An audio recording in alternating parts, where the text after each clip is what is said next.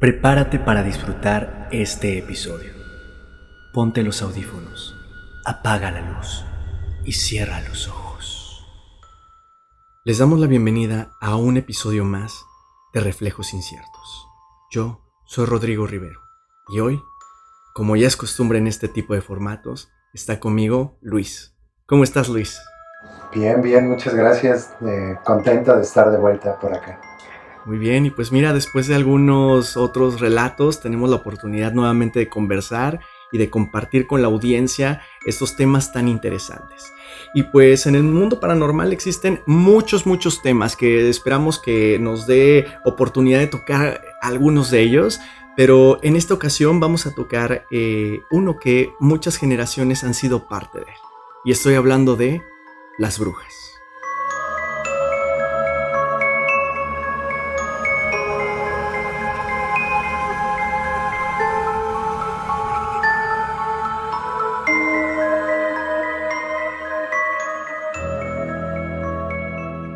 ¿Qué viene a tu mente, Luis, cuando escuchas hablar de las brujas o la bruja? Pues regularmente como que uno, no sé si se dé en todo el mundo o en América Latina o lo que sea, pero cuando uno piensa en las brujas es como la forma en la que te amenazan para decirte, como tu mamá o tu abuela, ¿no? Si te portas mal, va a venir por ti la bruja, o te va a chupar la bruja, o estas cosas, ¿no? Yo lo recuerdo mucho con eso, con mi familia diciendo, va a venir la bruja por ti. Totalmente, y esto habla de una mezcla de folclore, de creencias y de diferentes elementos. Y de hecho, para comenzar, me gustaría tocar 3 historias que son sumamente interesantes, pero que además nos van a dar un poco de contexto, porque conectan mucho con lo que tú estás diciendo. Y quiero empezar con la historia de la comadre, que seguramente les va a ser como muy común o la van a haber escuchado en algunos lugares y sobre todo en aquellos poblados en los que la tradición oral y el folclore son muy fuertes y arraigados. Dicen que una pareja del campo estaba esperando un bebé. Entonces imagínate que están, ya sabes, la pareja, muy contentos, esperando, y pues de repente una mujer mayor, que era muy amable, muy cercana, servicial hasta cierto punto, se acerca a ellos. Todos en el pueblo la llamaban la comadre Carmela Montes. Ese era el nombre, así, con nombre y apellido. Aunque siempre fue buena con ellos, en el pueblo corría un rumor, y el rumor era, pues clásico, que era una bruja. Después de tener una interacción con ella, una anciana se dio cuenta y se acercó y les dijo: necesitan sí o sí tener unas tijeras y un trapo rojo cerca de donde va a estar la cuna. Y cuando esté el bebé, automáticamente debajo de la almohada tienen que poner las tijeras abiertas en forma de cruz, porque eso va a ser lo único que evite que la bruja se lo lleve. Y si llegan a escuchar que la bruja está cerca, amarran el trapo y dicen el nombre y ahí se va a alejar totalmente. Ellos no creían nada, en absoluto, era algo que no podía caber en sus mentes. Hasta que un día la pareja experimentó en su casa, ya con el bebé en la cuna, pues una tormenta. Y de esas tormentas muy fuertes, un viento muy fuerte. Y se escuchó un golpe en la azotea, un golpe seco. ¡Pah! Y de pronto, la risa de la comadre Carmela Montes, a lo lejos. Y esto, pues bueno, al esposo le dio un gran miedo. Corrió a la cocina por unas tijeras, las metió debajo de la almohada, encontró un trapo que era una ropita del bebé, hizo un nudo y dijo: Carmela Montes. Y al momento que ató este pedazo de ropa, se oyó un golpe en el patio, se asoman por la ventana y era la comadre Carmela Montes, que nada más alcanzó a echarse a correr y jamás la volvieron a ver. A partir de ese momento, bueno, pues ¿qué te puedo decir? No dejaron que ninguna creencia moderna los apartara de su folclore. Me quedé pensando en eso como yo como oriundo de Iztapalapa, conozco un montón de historias de brujas, del Cerro de la Estrella y esto, y como que siempre había estas historias donde decían como la señora tal es bruja, ¿no? O tiene algo que ver con la brujería. Como que justo cuando lo estabas contando en mi cabeza estaba viendo un montón de escenas de ahí de mi colonia. Sí, y es que, a ver, esto es muy interesante. No solamente es de los poblados o de estos lugares como más cercanos al campo, sino es algo que se escucha y que lo escuchamos incluso en las ciudades. Y pues, ¿qué te parece si nos vamos unos años más o unos siglos atrás? Te voy a contar la historia que seguramente también la han escuchado, y esta es de la mulata de Córdoba. Esto fue aproximadamente en el siglo XVII en Veracruz colonial. Entonces, pues bueno, tú sabes que en esa época pues estaba también la Inquisición y había la parte religiosa persiguiendo como las creencias de pues la gente que vivía en estas ciudades. Y pues lo curioso de la mulata de Córdoba es que además de su color de piel, ella era muy hermosa, inteligente, pero misteriosa. Se cuenta que curaba con hierbas, predecía lluvias y nunca envejecía. La gente decía que no pisaba la iglesia, y eso en los momentos de la Inquisición, bueno, era como una alerta total. Y lo más interesante es que el pueblo decía que la mulata de Córdoba lo sabía absolutamente todo. Los rumores crecieron y entonces la apresaron. Se decía que ella hablaba con el diablo. Fue arrestada por la Inquisición y además fue acusada de brujería. La metieron en una celda, precisamente en San Juan de Ulúa. Y dentro de la celda, una noche antes de ser juzgada, tomó un pedazo de carbón y dibujó un barco. Un barco como de estas carabelas antiguas españolas. Cuando el guardia se dio cuenta de que ella estaba dibujando, la miró y se empezó a burlar. Y le dijo, ¿qué? ¿Ese barco para qué es? La mulata voltea y le dice, ¿a poco no me puedo ir en él? Y en ese momento, la imagen de la mulata se hizo pequeña y entró al barco y desapareció. La mulata no se le volvió a ver, no fue juzgada y su celda quedó vacía. Ahorita que decías esto que sabía muchas cosas o sabía todo, me acordé que mi abuelo cuando alguien como que decía algo que era poco probable que supiera, decía bruja. Ah, sí. Y esto lo vamos a empezar a observar en todo lo largo de nuestra historia, porque la sabiduría pareciera que es el gran pecado o la gran culpa que tienen estas figuras. ¿Por qué será? ¿Por qué será? Ahí es donde vamos a entrar. Oye, ¿has escuchado hablar de las bolas de fuego? Sí, justo esa parte ahí es donde tal cual me acuerdo mucho de mi colonia y este asunto.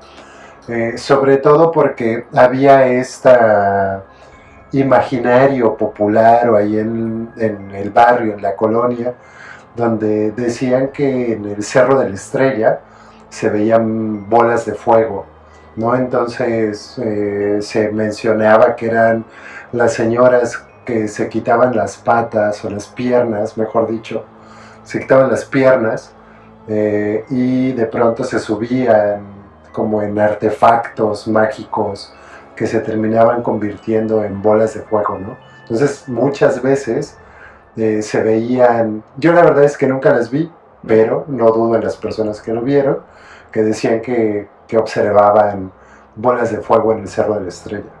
Sí, y esto también es muy común. De hecho, esta última historia que te quiero compartir conecta totalmente con lo que acabas de decir. Y esta se desarrolla en Chamula, Chiapas. De por sí el lugar ya es un lugar misterioso y lleno de pues, elementos que te hacen creer en diferentes cosas. Pues así como tú lo dices, la gente de Chamula sabía que no debía o que no debe ver hacia los cerros cuando es de noche.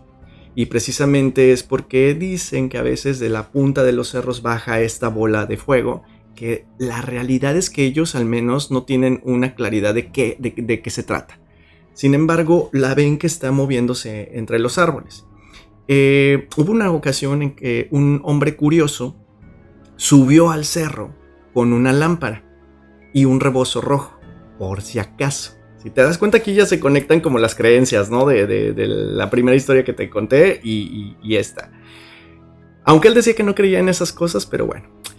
Dicen que al llegar este hombre al claro, encontró la bola de fuego y se detuvo en el aire.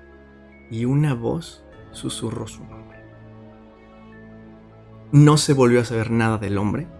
Solamente al otro día, en el claro, se encontró la lámpara apagada y nada más. Justamente en Chamula se dice que cuando alguien ve una bola de fuego en el cerro, cierran puertas, cierran ventanas, resguardan dentro de algún lugar seguro y evitan a cualquier costa decir su nombre en voz alta. A mí Chiapas en particular me parece un estado súper lindo, yo creo que de los estados más lindos que tiene la República Mexicana, pero justo en esta parte del estado donde está el pueblo Chamula, sí tiene como una mística diferente, ¿no? Como algo que te hace sentir, no sé, o sea, diferente, pues, ¿no? Totalmente, y he tenido también la oportunidad de visitar San Juan Chamula, visitar el templo, y hay algo que es diferente, que seguramente si nos fuéramos a otras épocas, por la manera incluso en que se visten, las prácticas que realizan, este sincretismo que ya se encuentra en el lugar, hablaríamos que muchas de esas personas serían tachadas de brujas, ¿sí? Así que, pues sin más, vamos a entrar ahora sí a la categoría completa. Después de estas historias, entremos en qué son las brujas, cuál es su contexto histórico, para tener un poco más de información y saber de dónde viene ese señalamiento sobre que son entes que adoran al diablo y que generan por ahí cosas malas con los bebés y con otras personas. Muy bien, ahora, entremos de lleno. El término bruja tiene raíces antiguas y en sus orígenes no necesariamente implicaba la maldad.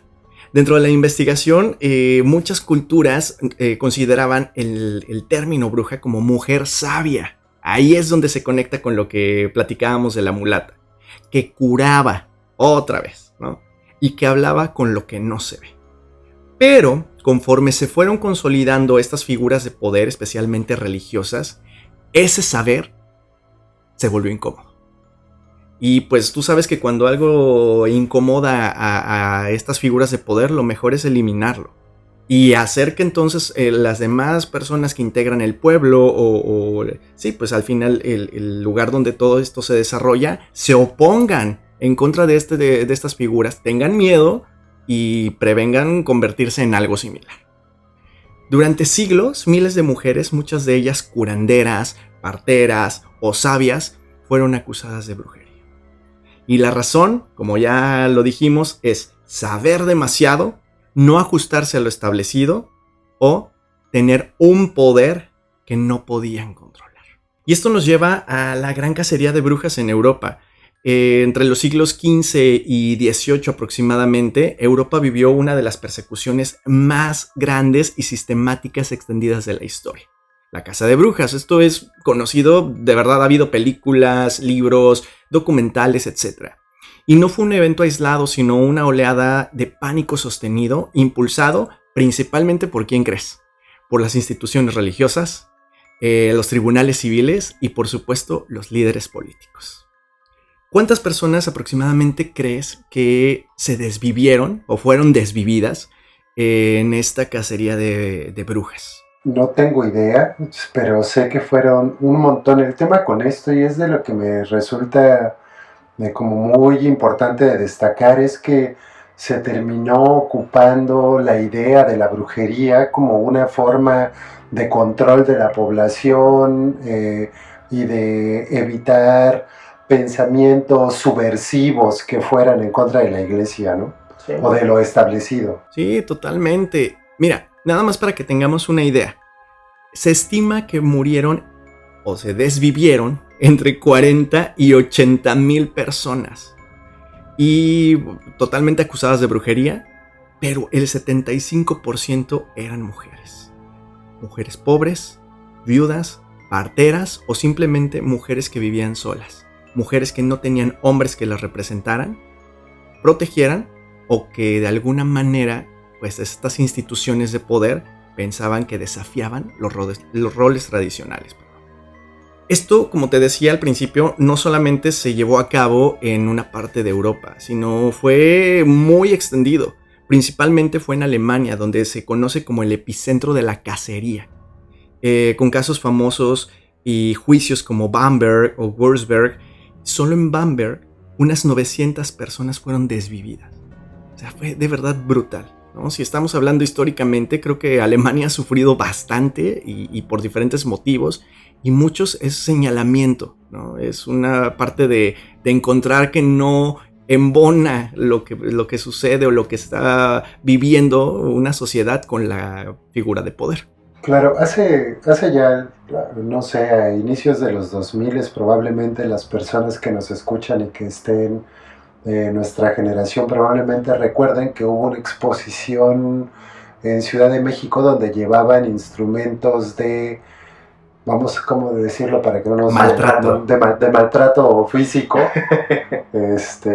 por llamarlo pomposamente, de maltrato físico, de esta exposición en la Ciudad de México, y justo en aquel momento a mí me resultaba muy como significativo ver que la mayoría de los instrumentos de maltrato físico y pena capital hechos allá, ¿no? Sí, totalmente. Y que te das cuenta que esto no solamente se llevó en Alemania, como lo hemos dicho, pero sí fue la capital. Suiza, Francia, Escocia, Países Bajos, toda la parte de Escandinavia, principalmente Dinamarca y Suecia, fueron lugares donde se desarrollaron este tipo de juicios. En contraste de estos lugares a lo mejor fríos, España y Portugal, a pesar de tener la Inquisición activa, tuvieron relativamente pocas desvivisiones de brujería. Y esto es muy interesante porque la Inquisición española, irónicamente, exigía más pruebas, más retos a las personas que eran acusadas por esta situación, que en los tribunales civiles de Europa Central. Ahora, vámonos un poco más atrás porque, bien, ya hablamos del evento tan grande a nivel Europa, pero ¿qué fue o cuál fue el impulso para perseguir a las brujas? Hay elementos muy, muy importantes que ya vimos que son el poder, sin embargo hubo tres: los sociales, los religiosos y los políticos. El miedo religioso, y es muy interesante porque el cristianismo medieval veía al demonio como una fuerza activa presente. Y entonces la manera de lidiar con ello era que cualquier persona que se saliera de los cánones que dictaba la iglesia estaba en contra de la iglesia y por lo tanto estaba del lado del diablo. Entonces totalmente justificaba su persecución. El control patriarcal, que es muy interesante, ya hablamos que el 75% de las personas enjuiciadas eran mujeres. Y pues evidentemente era por una profunda jerarquía. Las mujeres con autonomía o con conocimientos que eran de más de lo que se permitía en esa época, evidentemente eran vistas como una amenaza. Y el último punto, las crisis sociales, ¿no? Como la hambruna, las guerras, las pestes, los problemas económicos. Las brujas eran el chivo expiatorio perfecto para poder pues darle al pueblo una especie de tranquilidad. Ahora, no surgió nada más porque sí. Este movimiento en contra de las mujeres por estos fenómenos de poder no fue una casualidad. Y uno de los principales detonantes fue la publicación, y ojo aquí, que está súper interesante, del Malus Maleficarum. La traducción es El martillo de las brujas. Y esto fue en el año de 1487. Fue un escrito que realizó el dominico Henrik Kramer, que también fue conocido como el Institoris.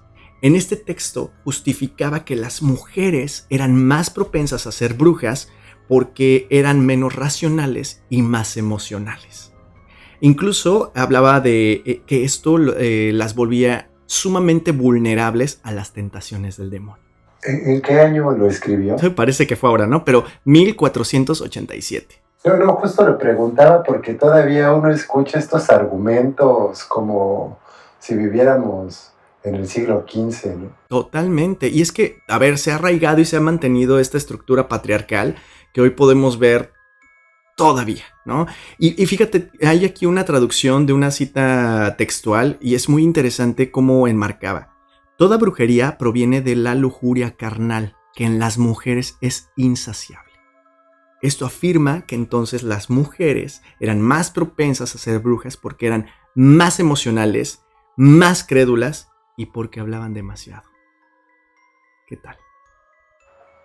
No, pues no, las cosas no cambian mucho. No cambiaban. A ver, se habla de la persecución de la libertad femenina. Eso es, ¿no? Proponía este texto, es muy interesante porque era muy completo. Y entonces proponía los métodos de identificación de las brujas, interrogación y por supuesto también de, ¿cómo habíamos dicho ese término para evitar decirlo? Maltrato físico. Maltrato físico, sí. Y pues desafortunadamente por la ambigüedad de la época fue aprobado por la iglesia, desafortunadamente. Cuando decimos maltrato físico, lo que queremos decir es una palabra que empieza con tor y termina con ura. Pero que no nos deja YouTube porque nos lo baja. Interesante hasta ahorita, ¿no? O sea, te das cuenta como de una idea adoptada por conveniencia empieza a haber señalamientos que pues definitivamente el saber, el conocer, el ser diferente, el buscar la libertad era la manera más fácil de ser señalado. Claro, también yo añadiría y ser una minoría o ser una persona en situación de vulnerabilidad, ¿no? Totalmente. Yo pienso que qué pasaría si estuviéramos con el tipo de sociedad que somos hoy en estas épocas. Seguramente mejor no lo imaginemos. Vamos a continuar con esto porque en Escocia el rey Jacobo VI ordenó y participó en juicios. Incluso escribió un libro también, de Demonology, en 1597, que justificaba totalmente la persecución.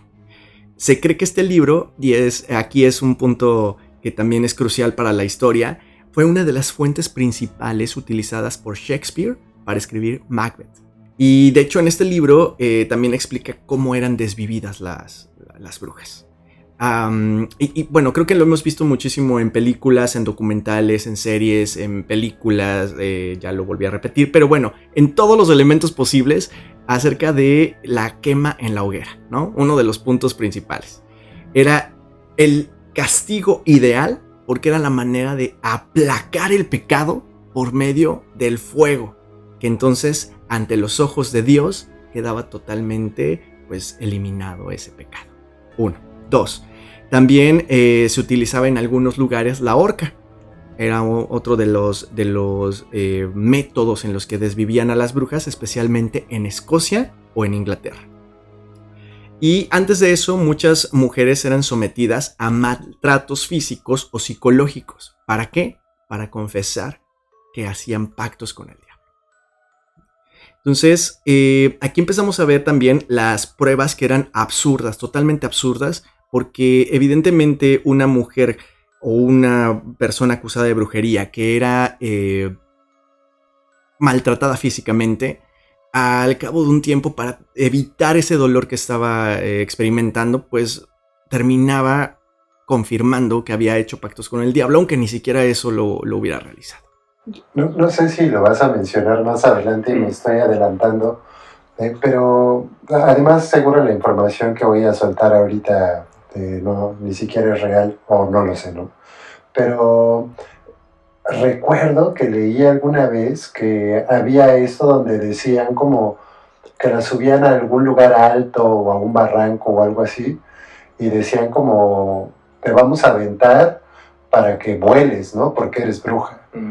Y si no vuelas, pues no eras bruja, ¿no? Pero pues si no volabas te caías y te morías. Y era así. O sea, básicamente era como, bueno, sí es inocente, perdón, nos equivocamos, pero ya está desvivida, como dice, ¿no? Entonces, estas ideas eran un poco raras, ¿no? Al final no había salvación, ¿no? No había salvación. Fíjate que esa forma de prueba de inocencia no la tengo yo en la investigación que hice. Pero no me hagan caso. No, pero es que hace mucho sentido porque las principales 3 pruebas que menciona el Demonology es la prueba del agua, que es muy similar a la que acabas de mencionar. Se ataba al acusado o acusada de los pies y manos, se arrojaba a un cuerpo de agua, es decir, al río, a un lago o al mar. Si flotaba, era bruja. Y si no, es decir, si se hundía, entonces era inocente.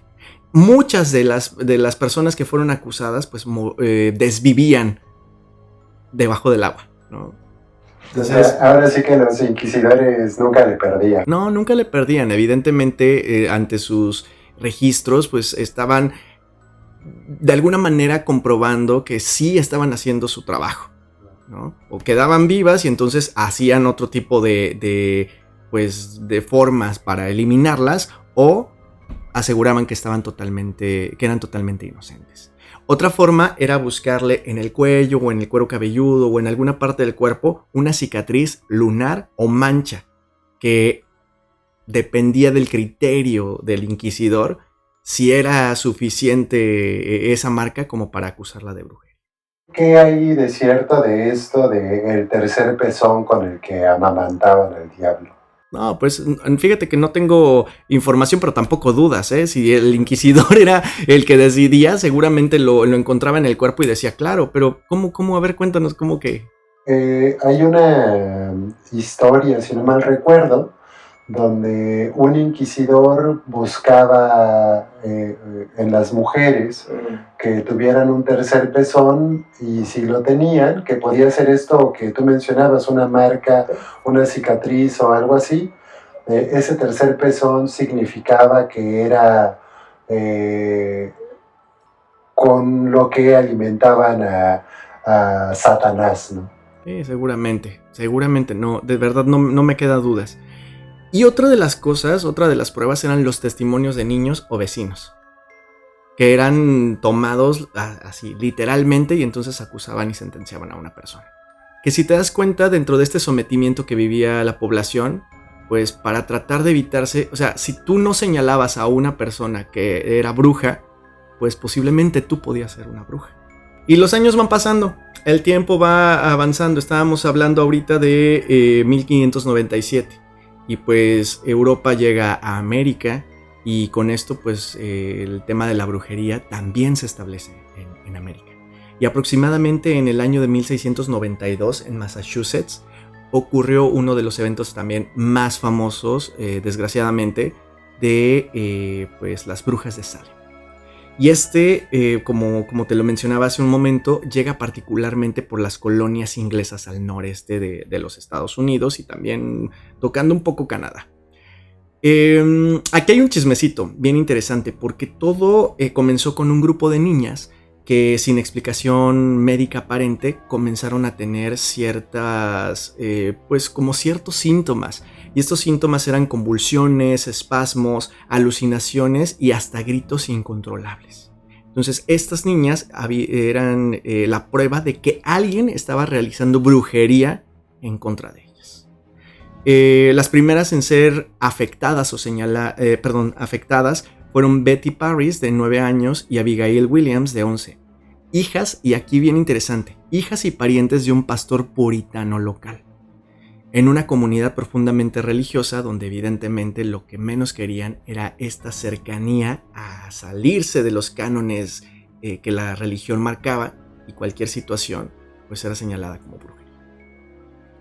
Las niñas, presionadas por los adultos, como lo vimos, que era una de las pruebas, dijeron que había 3 personas específicamente del pueblo que podían haber sido quienes realizaron brujería. La primera es una mujer llamada Tituba, que ¿quién crees que era? ¿Quién te imaginas? Así tú lánzala. La comadre de alguien. La comadre. No, pues fíjate que en esa época era una sirviente afrocaribeña que vivía en la casa del pastor, evidentemente. Ahí entra en cualquiera de las dos historias, ¿no? Podía ser la comadre o podía ser la mulata de Córdoba, ¿no? Totalmente. Otra de las sospechosas y señaladas fue Sarah Good, que fue una mujer blanca, indigente, pedía limosna, lo que la hacía sospechosa. Y por último, Sarah Osborne, que es muy interesante lo que ocurrió y por qué fue señalada. Ella había desafiado las normas religiosas porque enviudó y se casó de nuevo, pero con su sirviente. Y además, a partir de ese momento dejó de asistir a la iglesia. Entonces, ¿qué más prueba que alguien que es un hereje total? Bueno, pues a partir de ahí el miedo se desató como epidemia y empezó a aumentar. En menos de un año, más de 200 personas fueron acusadas de brujería. 20 fueron desvividas, 19 en la horca, una aplastada por piedras, y hubo otras personas de las que estamos hablando, de estas 200, que se desvivieron en prisión y por inanición. Ahora, algo bien interesante, y esto es como ya futuras investigaciones, algunos historiadores y científicos plantean que los síntomas que presentaban las niñas eran por intoxicación de un hongo llamado ergot. No sé si lo habías escuchado. No. Este hongo crece en el centeno húmedo, entonces vámonos un poco mentalmente a esta época. El pan no se podía conservar y a lo mejor la humedad del lugar afectaba en sí como el tiempo que podía ser útil para comer el pan. Y entonces crecía el hongo en el centeno. Y este hongo tiene efectos similares a los que se encuentran en el LSD. Así que pues puede provocar visiones, puede provocar espasmos musculares, delirio, paranoia, a lo mejor les dio, ya sabes, la pálida, y las niñas estaban evidentemente pues en otro mundo, y esto fue suficiente para desencadenar los síntomas y que pues no era brujería, sino era una intoxicación. Claro, no, imagínate como que les da la pálida, se comen un pan para que se les baje, pero el pan tiene el hongo. Entonces era como un ciclo sin fin.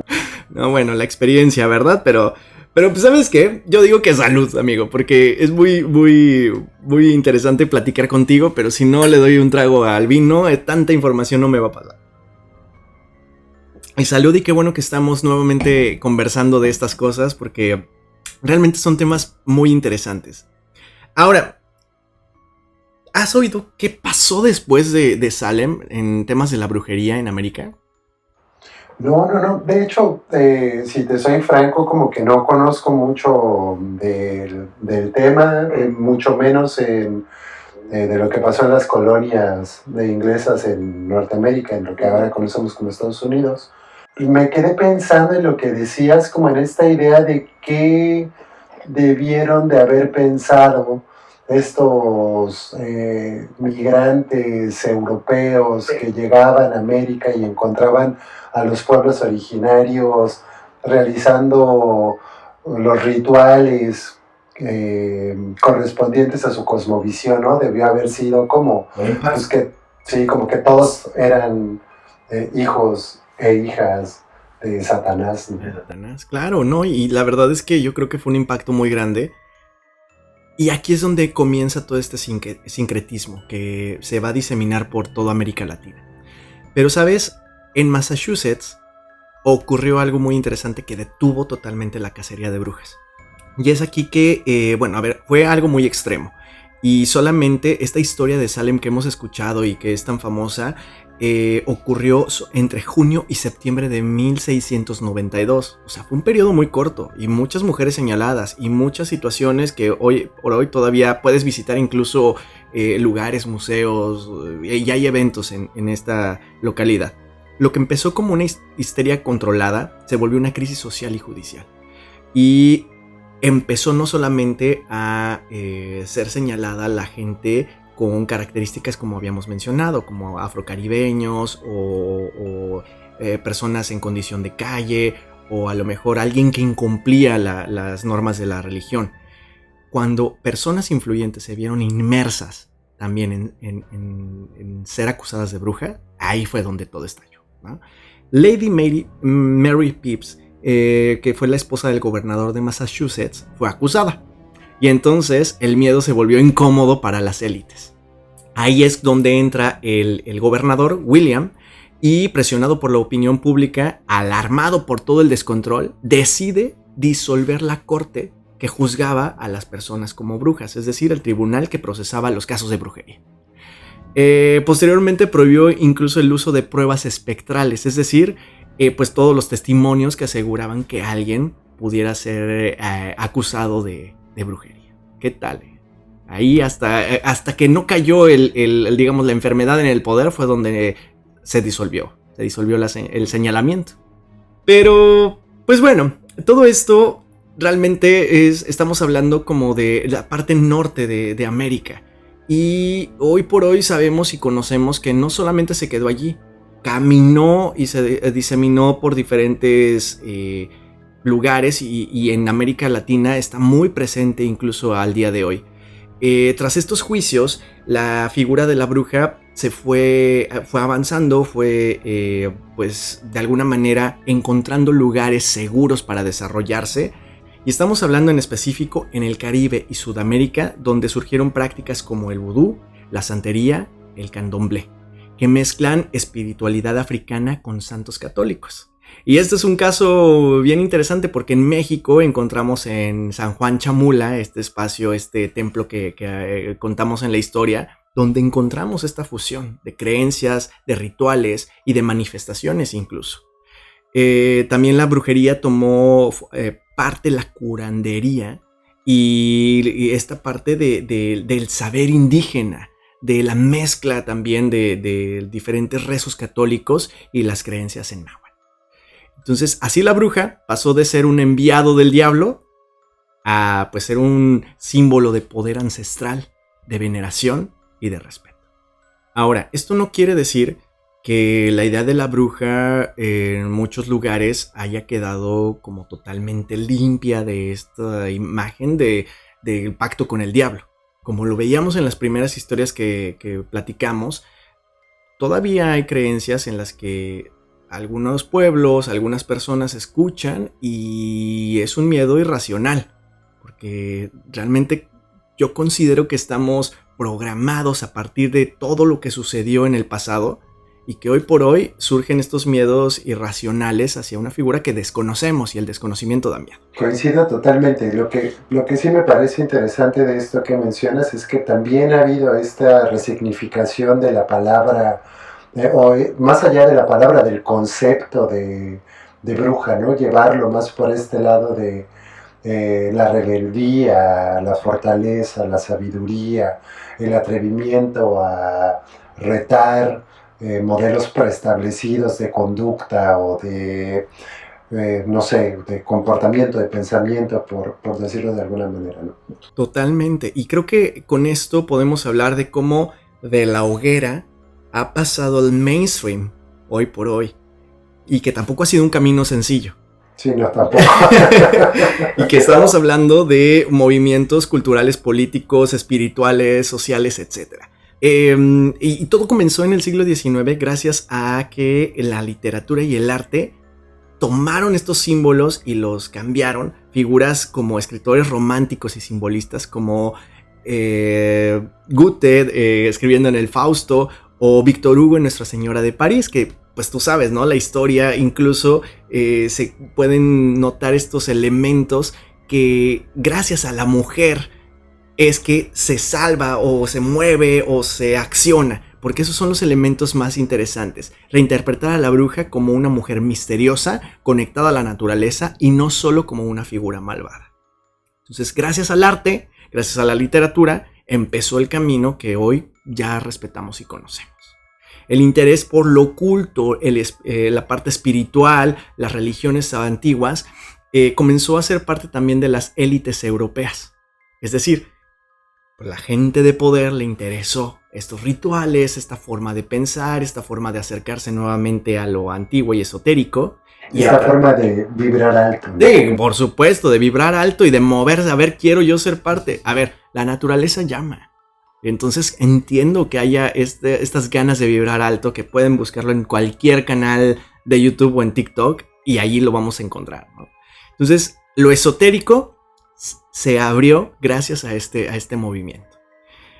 El auge de la espiritualidad alternativa y la Wicca también empezó a generar un movimiento muy grande de aceptación, puesto que en los años 50, es decir, 1950, Gerald Gardner fundó la Wicca, que es una religión neopagana que recupera estas tradiciones, estos elementos de la brujería ancestral y los trae a la actualidad. La Wicca y otros movimientos ayudan a que la imagen de la bruja se vuelva como este elemento de guía espiritual, más allá de una figura malvada como la que nos han pintado en todos los lugares, que toma en cuenta los ciclos lunares, que las piedras, que también la energía y el poder personal. Y pues esto nos va llevando poco a poco a la reivindicación feminista, que en el siglo XX pues empezó, y a partir de allí hemos visto con mucha más fuerza, que incluso en los años 60 y 70, con la segunda ola del feminismo, las brujas fueron resignificadas como víctimas del patriarcado. Incluso hubo movimientos en los que exigían que las grandes potencias como Alemania, Francia y los lugares que hemos hablado ofrecieran el perdón escrito a las brujas que habían sido desvividas en estas prácticas tan, pues sí, tan inhumanas. Ya de ofrecer disculpas ni hablemos, porque ya ves que luego hay gente que se enoja. Bueno.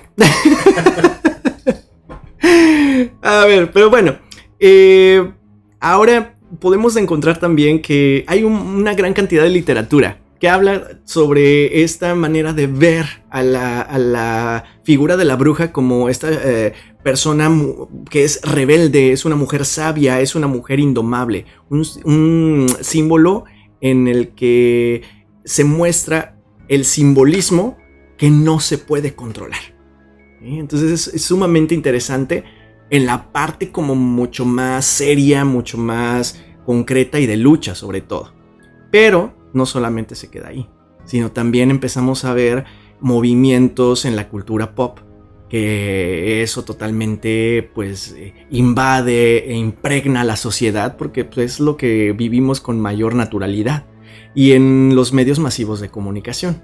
¿Te acuerdas de algún elemento o alguna serie o alguna canción o algo que tú traigas a la mente cuando hablas de bruja en los medios masivos de comunicación?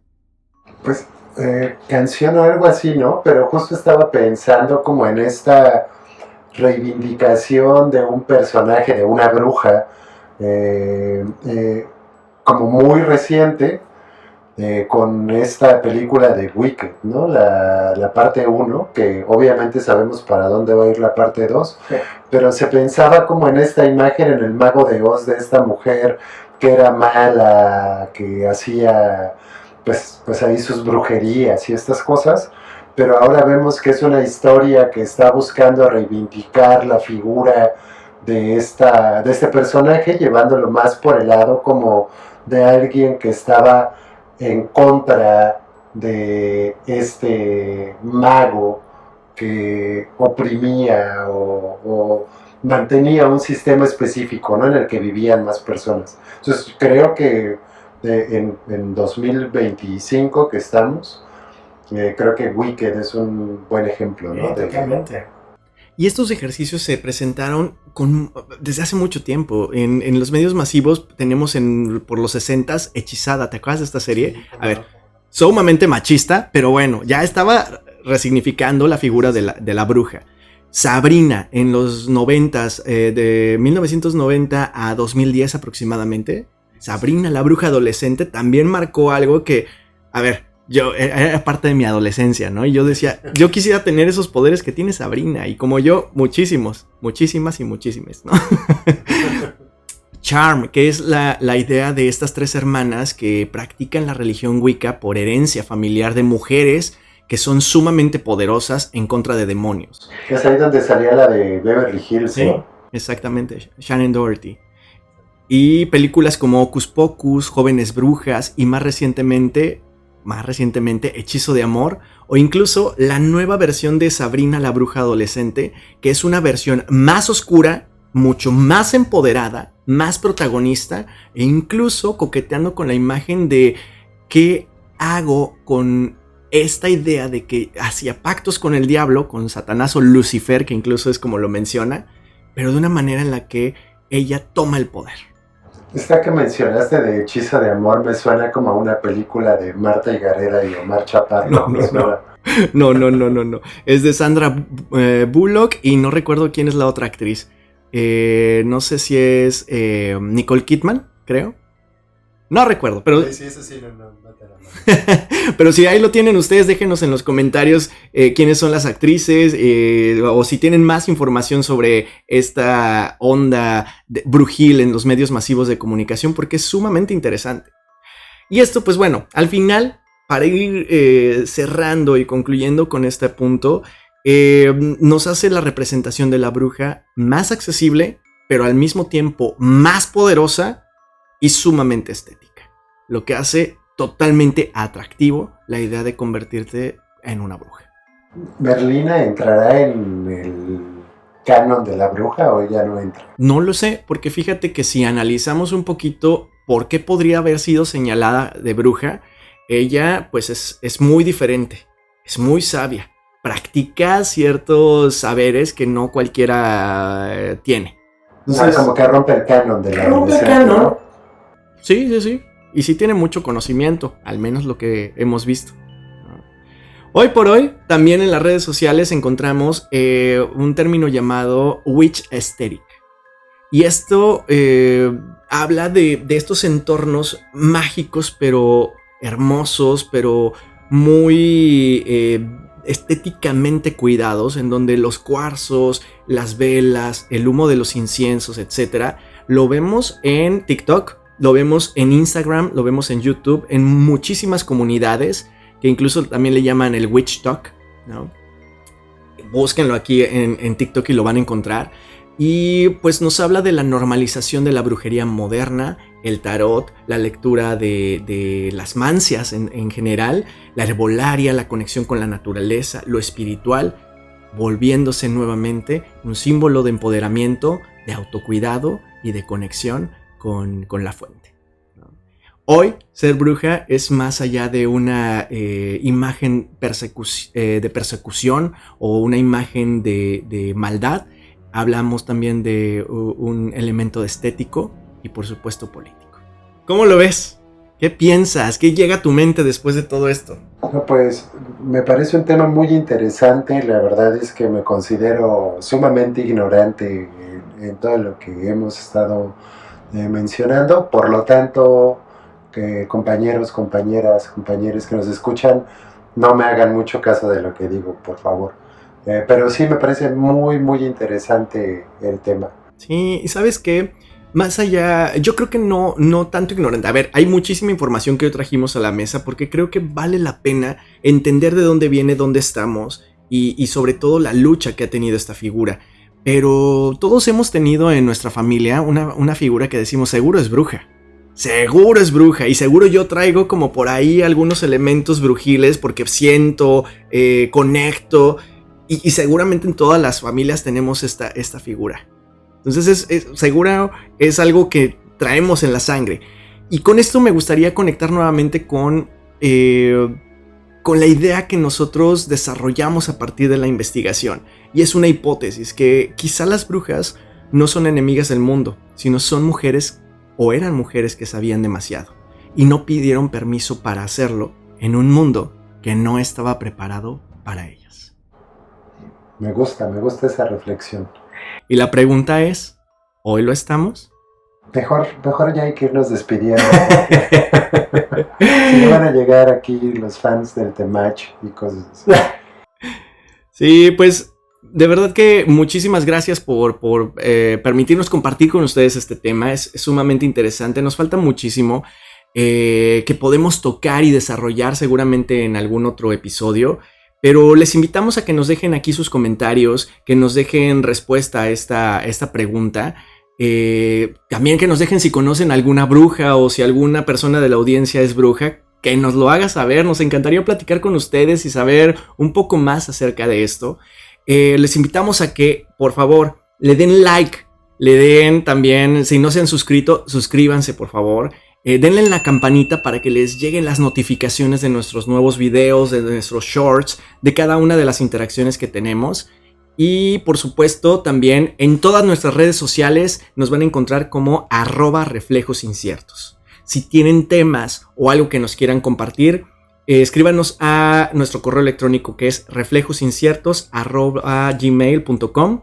Y pues somos un espacio abierto, queremos conocer más de ustedes y por supuesto conectar nuevamente. Pues muchísimas gracias y recuerden, las historias que escuchamos no son solo relatos de otros, son espejos en los que podemos ver los reflejos distorsionados de nuestra propia oscuridad. Hasta la próxima.